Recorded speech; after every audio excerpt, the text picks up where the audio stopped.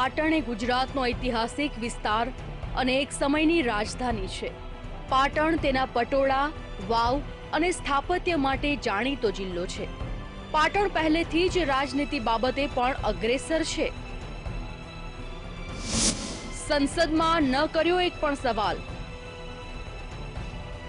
જો કે તેના હાલના સાંસદ લીલાધર વાઘેલા સંસદમાં ચર્ચામાં ભાગ લેવા અને સવાલ પૂછવા બાબતે અગ્રેસર નહીં પણ નિષ્ક્રિય છે। સંસદની એક પણ ચર્ચામાં ન લીધો ભાગ। મૌની સાંસદ લીલાધર વાઘેલા બન્યા મૌની બાબા। 2 વર્ષમાં સંસદમાં એક પણ સવાલ ન પૂછ્યો। કોઈ પણ બિલ કે ચર્ચામાં પણ ન લીધો ભાગ। કુલ 143 કાર્ય દિવસોમાં 56 દિવસ રહ્યા ગેરહાજર। પાણી, રોજગારી અને રેલવે કનેક્ટિવિટી જેવા મુદ્દાઓથી કાયમી પરેશાન પાટણનો સંસદીય મત વિસ્તાર 1999 થી દર વર્ષે અલગ અલગ સાંસદને સંસદમાં મોકલે છે।